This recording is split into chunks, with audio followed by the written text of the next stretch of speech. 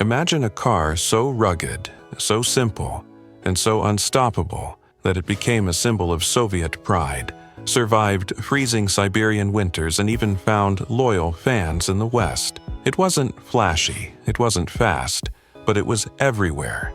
The Lada, a communist-built machine that defied expectations and outsold many Western rivals. But here's the untold story. The Lada wasn't just a cheap Soviet car. It was a tool of diplomacy, propaganda, and survival. A car that turned into a global export, shaping how millions viewed life behind the Iron Curtain. So, how did a humble box on wheels become one of the most produced cars in history? And why do people still drive them today? This is the untold story of the Lada, the communist car that outsmarted the West. Buckle up, this ride goes from Cold War politics to frozen wastelands, with plenty of surprises along the way.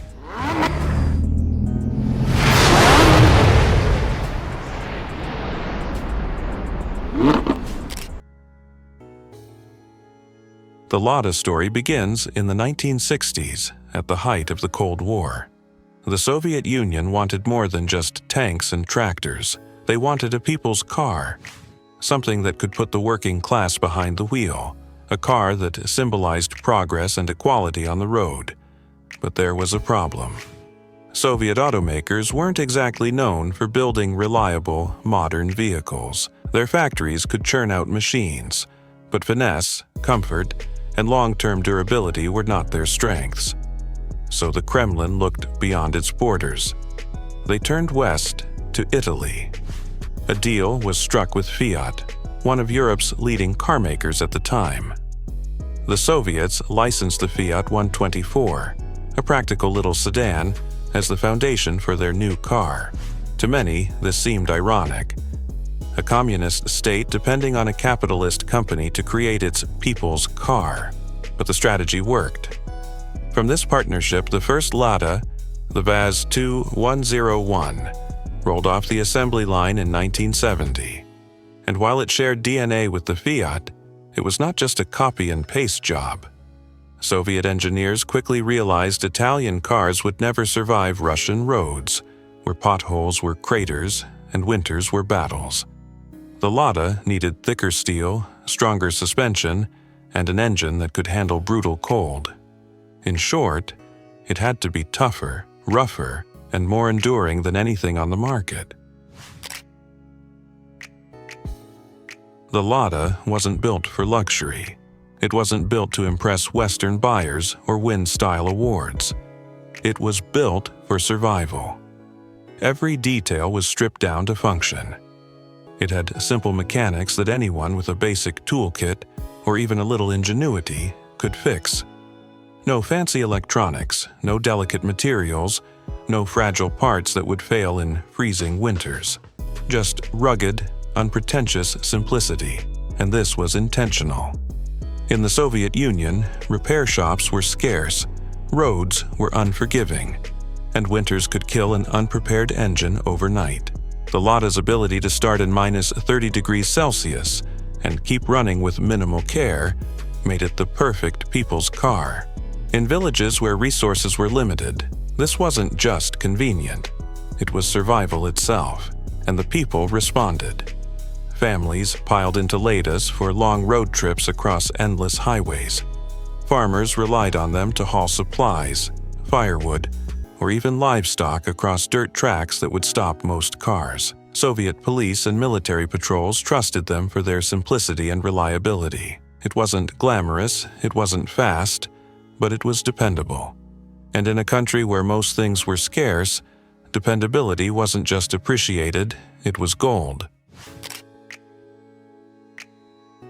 But here's where the story gets even more interesting. The Lada wasn't just a domestic success. It became one of the Soviet Union's biggest exports. A car that carried the hammer and sickle brand far beyond the Iron Curtain. By the late 1970s, Ladas were being shipped across Europe, the Middle East, South America, and even Canada. For many Western buyers, it was almost surreal. A cheap communist car sitting in the same showroom as Ford, Volkswagen, or Toyota. To some, it was a curiosity.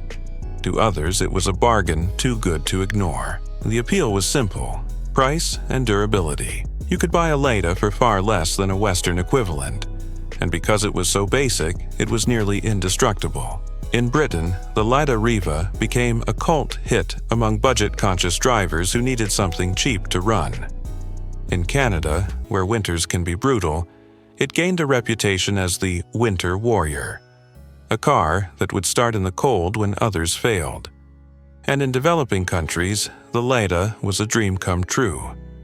An affordable car that could take abuse, handle bad roads, and still keep running. In its own quiet way, the Lada became more than just a car. It was a Cold War export strategy. While the West flexed with high-tech engineering and sleek design, the Soviet Union slipped its humble little sedan into markets across the globe. It was proof that the USSR could mass-produce something the world actually wanted, and that was a powerful statement in itself. The Lada wasn't just transportation, it became part of the culture. In Russia, it was the backdrop of everyday life. Weddings with Ladas decorated in flowers, family road trips crammed into the back seats, police chases through Moscow streets, even appearances in Soviet films. For generations, the Lada wasn't just a car, it was a stage prop in the story of Soviet life. Outside the Soviet bloc, the Lada developed a different reputation. To some, it represented communist efficiency, cheap, practical, and built for the masses. To others, it was the butt of endless jokes. In Britain, comedians mocked its boxy design, sluggish performance, and clunky build. Yet, ironically, those same qualities gave it a strange kind of charm, making it memorable in a way most budget cars never were. Car enthusiasts began noticing something else too. The Lada was a blank canvas. Its simple mechanics made it incredibly modifiable.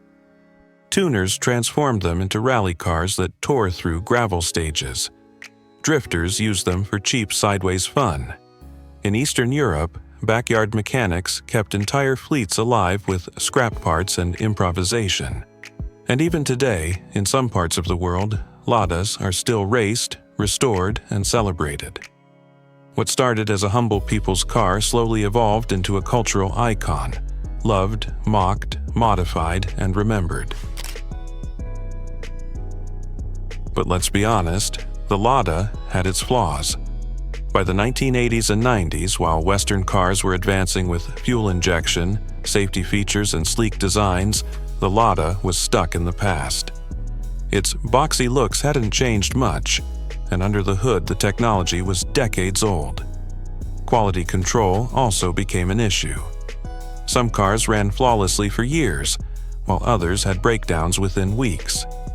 In the West, where expectations were higher, this inconsistency started to hurt the brand. When the Soviet Union collapsed in 1991, the Lada's future looked uncertain.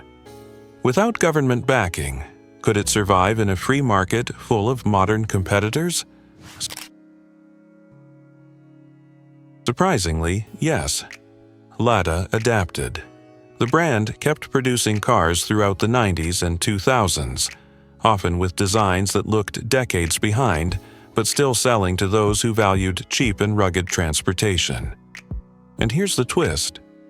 The Lada Niva, a small 4x4 born in the 1970s, became a legend of its own. It was one of the world's first affordable SUVs, and to this day, it's still in production. Farmers, adventurers, and even off-road enthusiasts swear by its durability. The Lada may never have had the style of a Ferrari or the performance of a Porsche, but it had something far more powerful: resilience. So, what makes the Lada story remarkable? It wasn't just a car. It was proof that sometimes simplicity outsmarts sophistication, that in a world of Cold War tension, a humble box on wheels could bridge East and West, even if just for a moment. Today, the Lada stands as a relic, a meme, and a legend all at once. Loved, mocked, and remembered. But one thing is certain, it outlasted expectations, and in its own way, it really did outsmart the West.